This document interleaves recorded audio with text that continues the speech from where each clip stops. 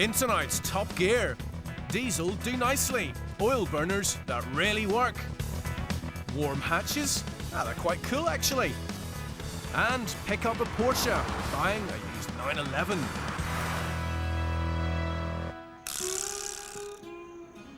GTIs are brilliant, but the trouble with hot hatches is that when it comes to insurance, they're just too hot. Citroen's Saxo VTS is one of the hottest, thanks to the handy double act of 120 brake horsepower and an agile chassis. But as with all good things, there is a price to pay. And in this case, it's Group 14 insurance. So, say, for argument's sake, you're a 23-year-old farmer from Corby, that translates into a scorching £1,400 a year. That would burn a hole in anyone's pocket. Time to cool things down a bit.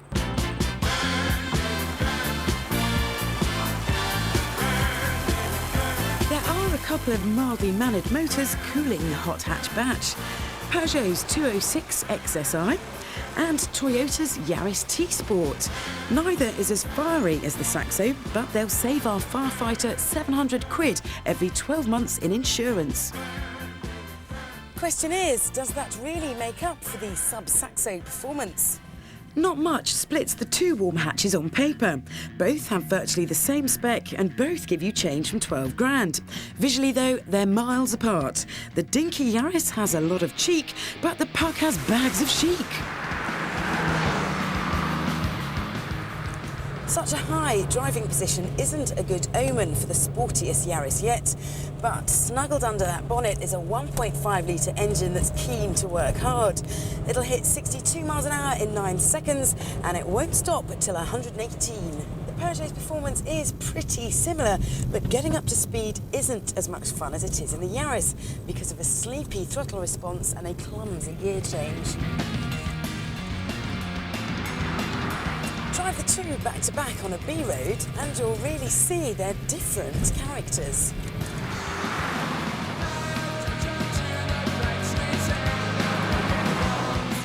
The Yaris is like a terrier, racing round the bends with the energy of a hurricane and leaving you feeling like you've been in one. Unsurprisingly, the ride is firm and won't welcome passengers back in a hurry. A drive in the Peugeot is a much more tranquil affair, with a more comfortable, composed ride over bumps and hollows. It has the most sober cabin design too, with grown-up cloth on the doors and the glove box, and these well-bolstered seats have been agreeably stolen from the 206 GTI. Cliched boy racer white dials make an appearance in the Yaris, which feels huge inside, but somehow Toyota has managed to make the dash look cluttered and confusing. When you've tasted the wares of these two newcomers, you noticed how far the older Saxo lags behind in many areas. It may not act its age, but it is beginning to feel it. And it seems that its parents are aware of this too, because they're currently dangling a couple of juicy carrots, £700 cashback and a year's free insurance. But you've still got a Group 14 whammy on the way after that year. This pair may not be hot stuff, but they're fresh, solid alternatives that should help you keep your cool when it's time to pay your premium. The 206 is the better of the two, I suppose, if good looks and a mature nature turn you on. But since when have I been interested in being mature? I'll take the frisky option, the soul-shaking Yaris T-Sport. And I'll turn a blind eye to its hard ride by refusing all passengers. Sorry, boys. Your helmet?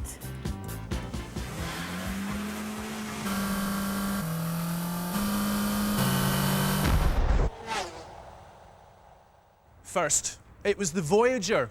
Then came the Espace. Later came the Galaxy. And now, well, you can hardly move for MPVs, can you?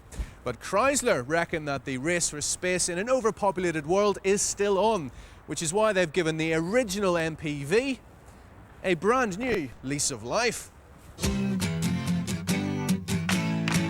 Well, here am I sitting in a tin can, and is this spacey vehicle an oddity? Well, the Voyager certainly looks the part. It's a big American people carrier made for big American people. The darkened windows certainly give it that executive feel, favoured by pop stars and politicians. They also do a good job of disguising the interior, which looks decidedly plasticky. Now you've got to ask yourself, how often are you going to need 7 seats and no significant amount of luggage space? Easy, when you've been cloned. This long wheelbase Grand Voyager has a bit of extra space, but if you want to carry more than overnight bags, you'll have to remove this bench of a back seat. Not a job to tackle on your own. Still, nice doors. And once you're sealed inside, everything is atmospherically controlled by a 3-zone air conditioning system. The Voyager used to have the kind of Euro NCAP crash results that would have made the crew of Apollo 13 a bit nervous. However, new side airbags, a reinforced front and a collapsible steering column should improve things. Putting the pedal to the metal, here goes. It's no rocket ship because it's so big and heavy. It's also comfortable though, with a 3.3-litre 6-cylinder engine giving assured rather than athletic performance. Oh look, the new Voyager is much better to drive than all the old Voyagers, and they never had any problems shifting those, did they? They sold loads of them, 9 million in fact, and let's face it, 9 million people can't be wrong, can they?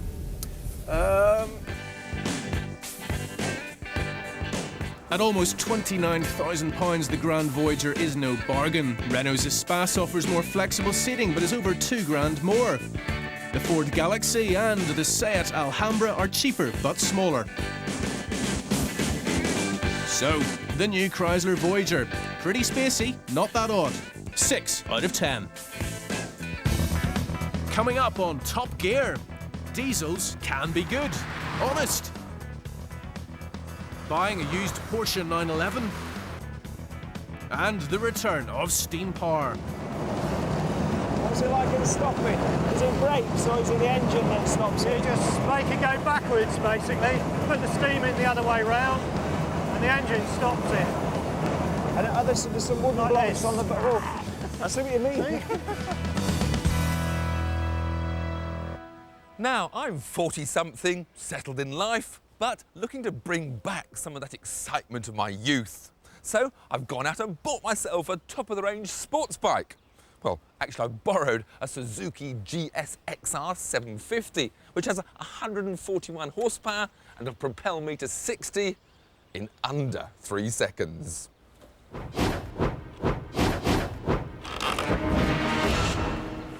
I've got myself some proper clobber and I'm ready to be born again.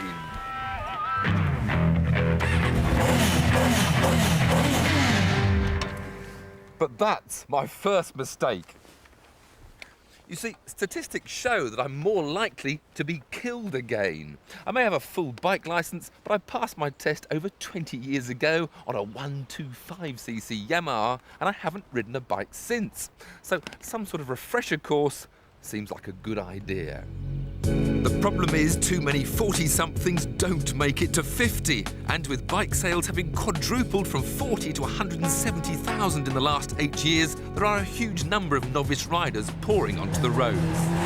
Now, I know nobody likes to go back to school, but surely if you're about to leap onto one of these, it makes sense to first take the lead from a professional. Andy Griffith has been an instructor for over 5 years, providing all levels of training for bikers old and new, and admits there are worries for those trying to get back in the saddle. The born-again biker's biggest danger is the advance in technology and certainly how motorcycles have progressed in the last 20 years even. Which are a lot of things that people actually overlook nowadays. They just get on, stick the keys in and away they go. To reintroduce somebody to the modern day roads, I'd probably need about 10 hours with them. Yes, you will have to spend a few minutes in the classroom, and you'll have to spend a few more minutes riding round the cones in the car park, because that's the best place to get the basics right. But you'll soon be out on the open road. Connected by radio, my riding came under constant and close scrutiny.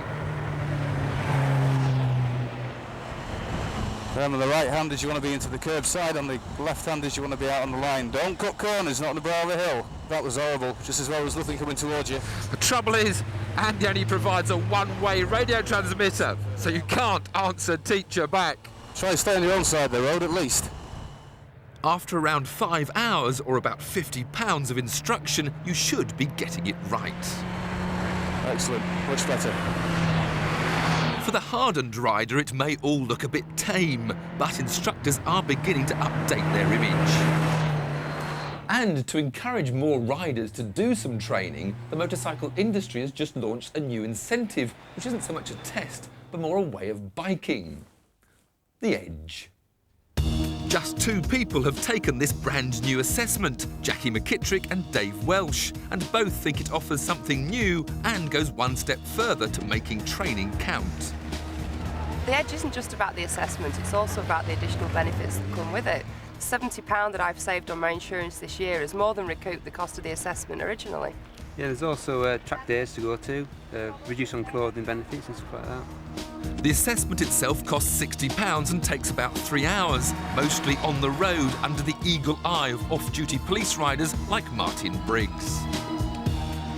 To some people the Edge might sound a bit racy, but really what it means is that it's giving you the edge so that you can survive out there, reduce the chances of you being killed and increase your skills and you get more out of your bike.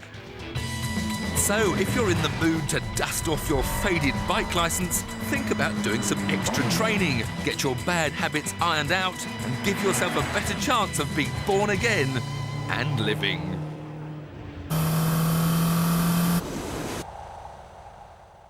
This bloke is called Rudolf. He was born in 1858 and spent just 55 years on Earth. But in that time, he managed to split the motoring world in 2. You see, his full name was Rudolf Diesel. He invented an engine more efficient than petrol ones, and it became the darling of heavy industry and ocean-going ships. But it's when they plopped it into a car that people started slating diesel. With its rugged beginnings and agricultural behaviour, things were never going to be easy for the oil burner. The thing is, that old propaganda is still alive and kicking today. People think diesel drivers sit in traffic, eyeballs vibrating, teeth chattering together, unable to hear one word on their stereo, only kept alive by the fact they're saving money. Rubbish! They also think that diesel cars are surrounded by filthy, pungent fumes, and every time they start up, a chunk of rainforest the size of Wembley bites the dust. It's just not true. Rumour also has it that diesel drivers wear wellies all day, have oil-stained overalls and a piece of straw sticking out their mouths, and have never been to that there London. Well, no, it's not true. It's not true. But this type of deceit has been running at a much higher level for quite some time. Has Mazda ever put a diesel engine in the MX-5? No, it hasn't. And there's a good reason for that. Blowing out black smoke. No, no, no, no! Noise and obnoxious fumes. Come on, Tiff, come and have a ride in this. It's all right, I'll wait for the real one to come along. And they thought diesels weren't hip enough. In the last 3 years, diesel engines have undergone a complete metamorphosis. But forget the details, because for the first time ever, it's a fact. Petrol-loving drivers are being tempted into cars with the dreaded D on the back. Take the cool and sophisticated Audi A2, a car where fashion, practicality and quality all meet on impressively equal terms, but where economy is streets ahead of most. Behind the scenes, manufacturers are competing in an underground race to see who can get the most out of the least amount of fuel. And with 66 miles per gallon, Audi has come up with a combination that's more frugal than a Scotsman tightening his belt. It's not just economy which has progressed. Put a diesel in a Super Mini 10 years ago, and the steering wheel, fuel gauge and windows would all wobble to the beat of the oil-burning engine. So solid. There's more play in a fat bloke's pair of Speedos. The City Smart Set aren't the only ones lapping up the refinement. Until recently, drivers of bigger, more luxurious cars wouldn't be seen dead in a diesel, but all that is about to change. Thoroughly British and statesmanlike, the Rover 75 gives a nod to the past with an eye firmly fixed on the future. Designed to seduce its driver and pamper its passengers, once upon a time, only a V8 would have graced its engine bay.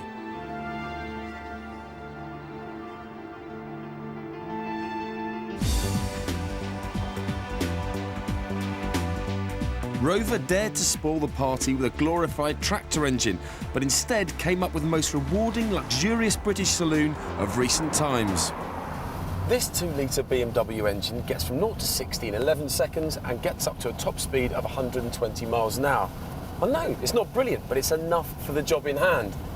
And shh, listen. It's like a mini mobile old people's home.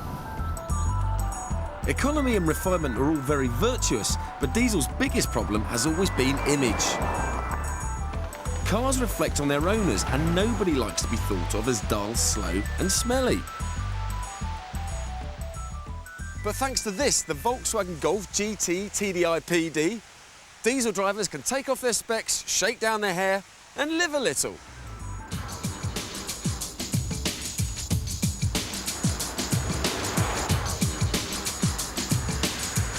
This 1.9-litre, 115 brake horsepower diesel engine has the latest injection system, which means you get cleaner emissions and more pulling power. But forget all that technical rubbish because it's simply a fun car to drive. Put your foot down, hey, and you get a surge of acceleration you don't normally get in other diesels, but you're doing this. And there's more good news because this is just the tip of the iceberg. Later this summer, Volkswagen will reintroduce this 1.9-litre TDI with 130 brake horsepower. And Audi are all set to power their new prestigious A8 with a 3.3-litre diesel. If you wanted a car to sum up the merits of diesel so far and what it could offer in the future, the Golf does it all perfectly. Economy, refinement, performance, image, sorted. Things didn't end well for poor old Dr. Diesel, suffering from terrible migraines, probably due to all those fumes, and racked with guilt about diesel-powered German submarines that were wreaking havoc on the high seas. He took his own life. He suffered enough for his art, and the flack stops here. We're on the cusp of something truly great. And if you're thinking of converting, well, diesel do nicely. Still to come on Top Gear. For one night only, the return of steam. And buying a used 911. It may be cheaper than you think. In a recent test of super frugal cars, we decided that petrol-electric hybrids were the future. But let's not kid ourselves, petrol won't last forever. This is Hyde Park in London, and I'm here to investigate a propulsion system that might just be the replacement for the petrol engine we've all been waiting for. Steam!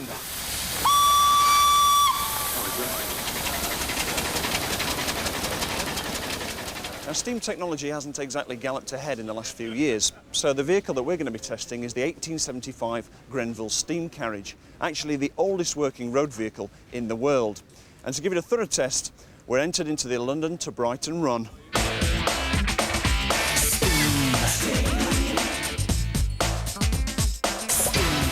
But immediately steam revealed a major weakness. The Grenville required a full half hour of tinkering, tweaking and stoking before we could set off on the 54-mile journey to Brighton, a full 42 miles further than it had ever been before. Built as a plaything by Robert Grenville, the steam carriage was restored in 1977 and is maintained by volunteers at the Bristol Industrial Museum. Leading the team is Andy King, the head of steam. Steam isn't like internal combustion. It doesn't just go in, go bang, and that's the end of it. Yeah. It actually expands inside the cylinder and gives you a bit of help like that as well. What's it like in stopping? Is it brakes or is it the engine that stops it? You just make it go backwards, basically. Put the steam in the other way round, and the engine stops it. And there's some wooden blocks on the... Oh, I see what you mean. Emergency braking and acceleration meant we were soon ready for our first roadside fill-up. We've used 40 gallons of water in 6 miles. Looks like we're going to be stopping about every 45 minutes, I would think. But we've got all the equipment to use the fire hydrants by the side of the road, so, you know, steam gets you there. Just not as quickly as anyone else. Water stops and Victorian performance meant we were soon bringing up the rear, and then disaster struck. A bolt on the end of one of the 2 cylinders had sheared, blowing the gasket, and we had no spare. Had we run out of steam? How bad does it have to get before we have to call it a day? Worse than this. Right, good for you. Thanks to good old-fashioned British know-how, pluck, and let's face it, a tube of instant gasket from the RAC, the 7-man crew had us back steaming our way to Brighton.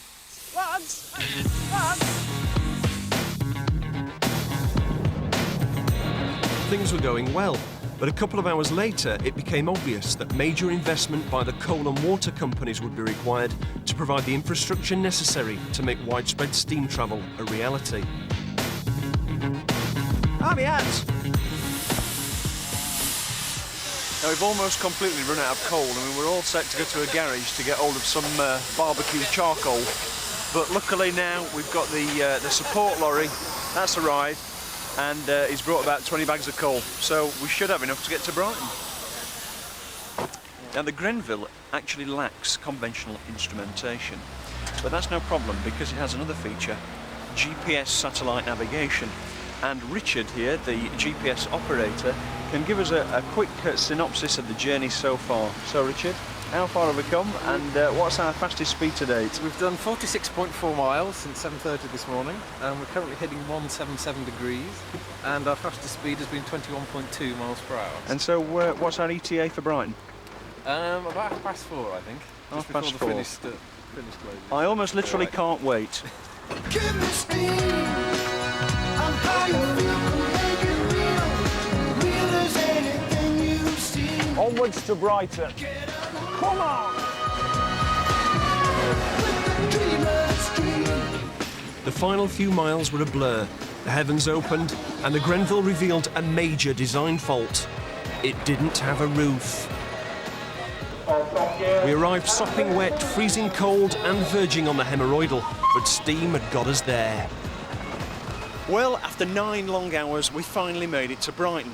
We've used 360 gallons of water and 600 pounds of coal. But bearing in mind the state of public transport and the price of petrol, steam could well be the power of the future.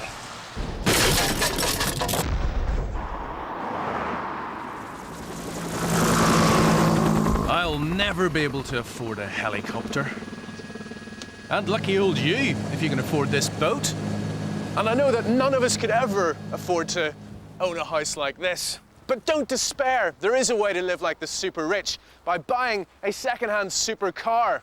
And I'm talking about the original supercar, the Porsche 911. And the best bit, there's one for every budget. There are many things to love about the 911. Its enduring image, the peerless engineering, the motorsport heritage. But get this, prime used porkers are now tantalisingly within reach. The Porsche 911 as we know and love it has been around for almost 40 years. But if you want to spend sensible money, well, the 4 cars you see here represent a very decent 20-year window of opportunity. For example, just £10,000 could get you one of these, a 1976 911 2.7 Lux.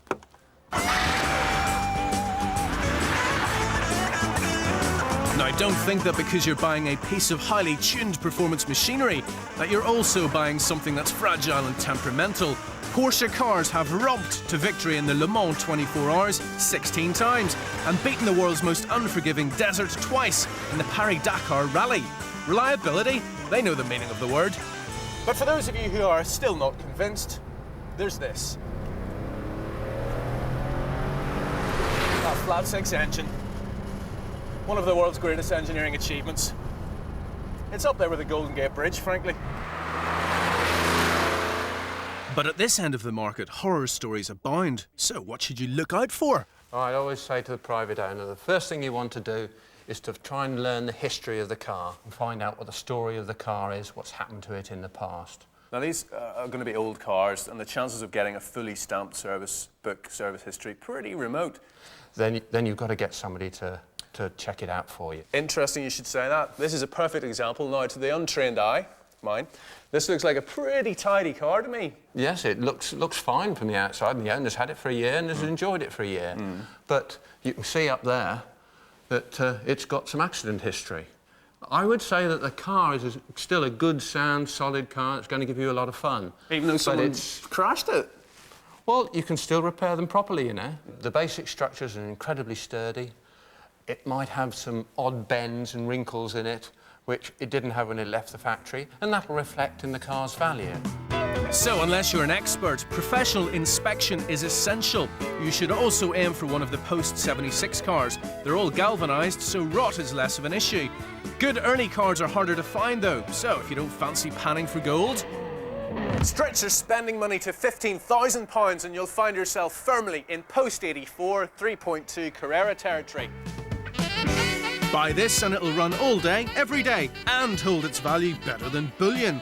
Ask if it's got the G50 gearbox. All post-86 cars should have, and it's the difference between finding gears and grinding them. Now here's a little tip for you. This is the Targa, which gives you all the benefits of a coupe in the wintertime with all the pleasure of a cabriolet in the summer, if we ever get one. These detachable tops do tend to get kicked around a bit though, so look for rippling along the edge and make sure they're a good fit. But the thing is, the market doesn't actually like Targas quite as much, so they're generally about £1,000 less than the equivalent coupe model. For those with a little extra loose change, a clean 964 model will start around the £20,000 mark. It's utterly fabulous to drive, if a little unpredictable when provoked. Watch for front-end lift under par. 25 grand will fetch a beautiful unmarked example, but I wouldn't bother. Because £25,000 is where early left-hand drive 993s live. The 993 is many people's favourite. Not only is it silhouette purest Porsche 911, it's also the last of the breed to have an air-cooled engine. Soon the 911 would become softer and heavier. This is Porsche at its scalpel-sharp peak. So what's the first thing you should look out for in a 993 then? Oh, that's easy. The accelerator pedal. Now really, our Porsche expert says that there isn't really a huge amount to go wrong with one of these, although they do have a serious appetite for shock absorbers apparently. Also watch out for knackered brakes. Otherwise, it's not only bulletproof mechanically, it'll also serve up pretty much the finest driving experience money can buy, irrespective of which side of the car you happen to be sitting on.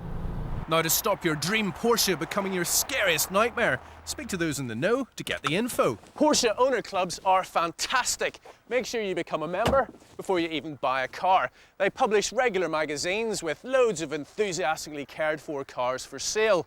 And they're also an invaluable source of independent Porsche specialists. They'll also help you out with insurance quotes and give you good, sensible valuations. Speaking of which, who did I talk to about this place? Next week on Top Gear, the first test on television for Jaguar's long-awaited baby car, the X-Type. Soft rotors, second hand.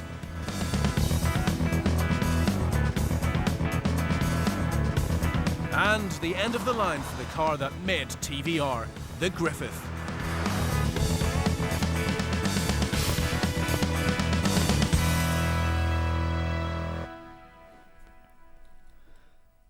And Top Gear's Tiff Needell is in the driving seat testing some of his favourite cars in this BBC video.